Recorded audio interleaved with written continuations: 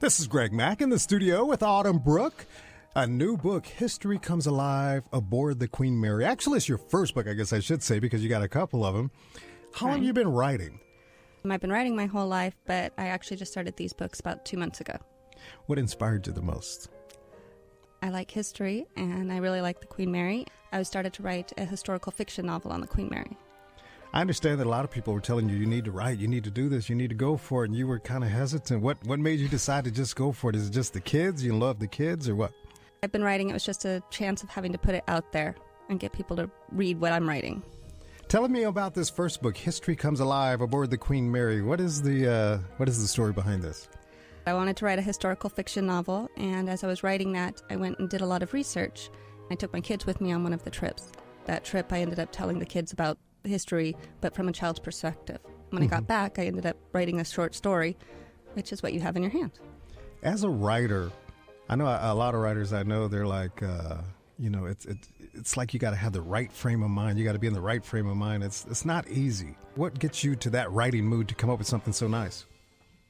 It just happens, I guess. I get the story in my head, and once the story's in my head, then I just end up putting it to paper. What do you gather the kids around and let them tell stories and you just write it down? Is that what's going on here? You taking the kids' stories? No, I'm teaching the kids. As I'm teaching the kids, then I'm able to put it down on paper, and then I want to tell them more. And I've always told my kids, I try and make everything that they're doing into a learning lesson. Okay, so for this particular book, what was the research that you did on Aboard the Queen Mary? Research on Aboard the Queen Mary was, we actually just went and took a trip. And when we took the trip, there was so much history behind it about World War II, and specifically about the war brides that crossed over.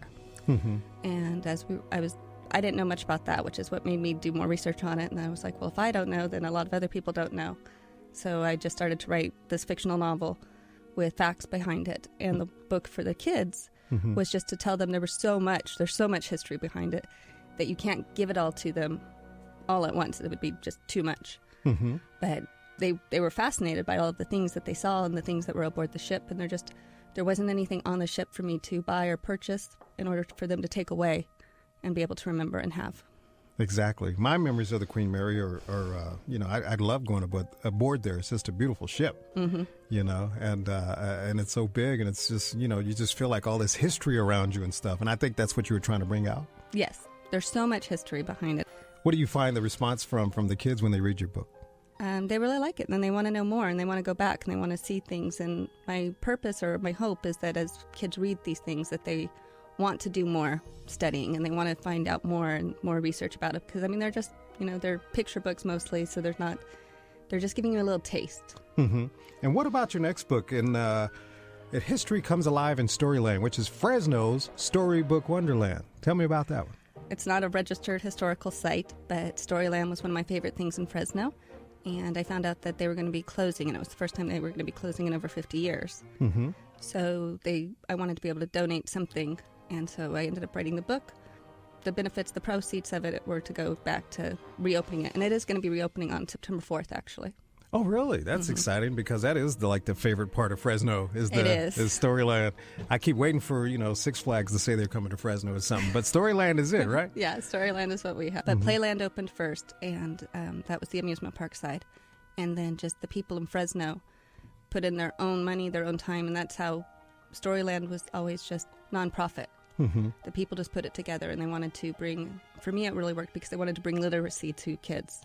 Which, if I'm correct, it's part of the zoo area, right? Yes. Storyland and stuff. So it gets pretty crowded over there just for the zoo. So I can imagine when Storyland reopens that it's just going to be off the chain. And the kids will do the same thing. I guess you're trying to do like you did with Queen Mary. So basically you're finding places that are very interesting and getting the kids.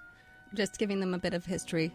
And I do. We have several more sites we're going to do. The Santa Cruz Boardwalk, which is over 100 years old. History Comes Alive in Hollywood.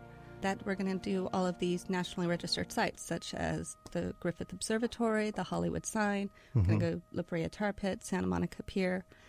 We have hundreds of years of history here. It wouldn't be the same without it. We're doing San Francisco, too. And I like the way the kids' books read, 2 or 3 lines. That's my kind of book. I wish they made the Bible like that. I'd, You'd be study able to it know more. It all, right? I would study it more. And great pictures by Gabriel, too. Good job. But thanks for coming by. And I know that these books are going to do real well for you. You're going to keep on doing them. Do you have any idea of what's going to be next? We're doing the one in Hollywood today. We're all set up to do the Santa Cruz Boardwalk one as well.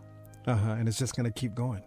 For California, for now, yeah. Oh, okay. I have a feeling you're going to be headed over to New York, and next thing we'll know, Texas, and blah, blah, blah, blah, blah. There's some things I'd like to know over there. That would be a great opportunity. Thanks for coming by. Thank you. It's always good seeing you.